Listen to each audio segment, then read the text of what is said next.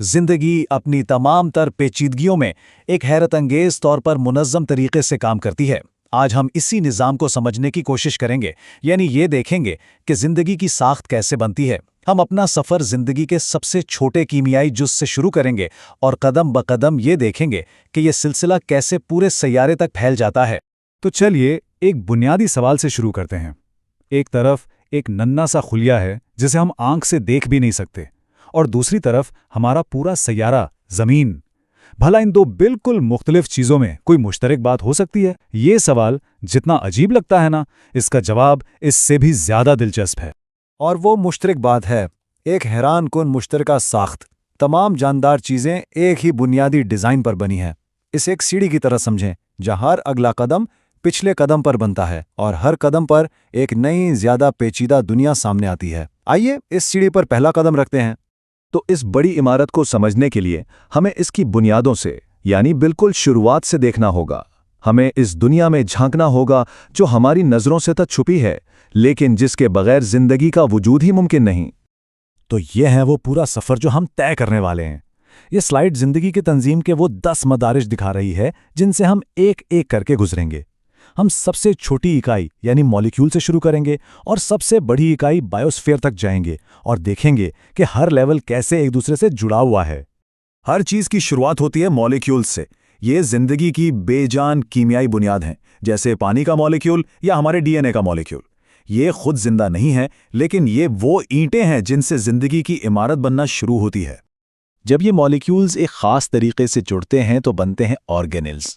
आप इन्हें खुलिये के अंदर के छोटे छोटे आज़ा या नन्ही मशीनें समझ सकते हैं। हर एक का अपना एक ख़ास काम होता है।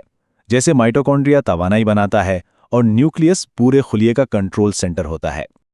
और यहां आकर असली जादू होता है। जब ये सारे ऑर्गेनेल्स मिलकर काम करते हैं तो जिंदगी की पहली हकीकी इकाई बनती है, खलिया यानी सेल। ये वो पॉइंट है जहां बेजान चीजें मिलकर एक जिंदा वजूद की शक्ल इख्तियार कर लेती हैं। ये जिंदगी की सबसे बुनियादी इकाई है। और कमाल की बात यह है कि इस बुनियादी सतह पर भी जिंदगी में कितनी वैरायटी है। देखें, पौधों के खलियों के बाहर एक मजबूत दीवार होती है और उनमें क्लोरोप्लास्ट होते हैं जो सूरज की रोशनी से खुराक बनाते हैं। दूसरी तरफ जानवरों के खलियों की साख्त मुख्तलिफ होती है ताकि वो हरकत कर सकें और दूसरे काम अंजाम दे सकें। चलें अब जरा जूम आउट करते हैं और खुर्दबीनी दुनिया से निकलकर एक ऐसे पैमाने पर आते हैं जो हमारे लिए ज्यादा जाना पहचाना है, यानी एक मुकम्मल जानदार की सतह। आइए देखते हैं कि ये छोटे छोटे खलिए मिलकर हमारे जैसे पेचीदा जानदार कैसे बनाते हैं। ये अमल बिल्कुल एक फैक्ट्री की असेंबली लाइन जैसा है। एक जैसे काम करने वाले खुलिए मिलकर टिश्यूज बनाते हैं, जैसे पट्ठों के टिश्यूज। फिर मुख्तलिफ टिश्यूज मिलकर एक उज़्व बनाते हैं, जैसे कि दिल। और फिर दिल जैसे कई अज्जा मिलकर एक पूरा सिस्टम चलाते हैं, जैसे कि दौरान खून का निज़ाम। और यहाँ एक दिलचस्प बात यह है कि इंसानी जिस्म में साइंसी तौर पर 78 आज़ा माने जाते हैं। दिल और फेफड़ों से लेकर हमारी जिल्द तक हर उज़्व एक पेचीदा मशीन है जो दूसरों के साथ मिलकर काम करती है।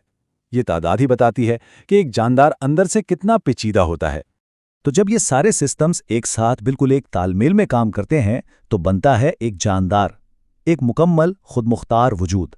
ये इन तमाम पिछली सतहों का एक शानदार नतीजा है जो एक इकाई के तौर पर काम करता है, चाहे वो एक इंसान हो, एक दरख्त हो या पानी के कतरे में मौजूद एक बैक्टीरिया। अब तक तो हमने एक जानदार के अंदर झांका था, लेकिन कहानी यहां खत्म नहीं होती। कोई भी जानदार अकेला नहीं रहता। अब हम एक बहुत बड़ी छलांग लगाने वाले हैं और ये देखेंगे कि जानदार आपस में और अपने माहौल के साथ मिलकर क्या बनाते हैं। जब एक ही किस्म के बहुत से जानदार एक जगह पर इकट्ठे रहते हैं तो वो एक आबादी बनाते हैं, जैसे किसी पार्क में कबूतरों का झुंड या किसी जंगल में हिरनों का रेवड़। ये माहौलियाती तंजीम का पहला दर्जा है।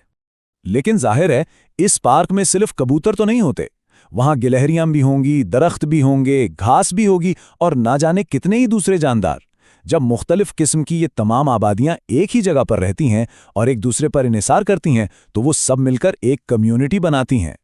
ये चार्ट हमें बताता है कि एक कम्युनिटी में तवानाई का बहाव कैसा होता है। सबसे नीचे प्रोड्यूसर्स हैं, जैसे घास जो सूरज से तवानाई लेती है। फिर आते हैं प्राइमरी कंज्यूमर्स, जैसे खरगोश जो घास खाते हैं। और फिर सेकेंडरी कंज्यूमर्स, जैसे लोमड़ी जो खरगोश को खाती है।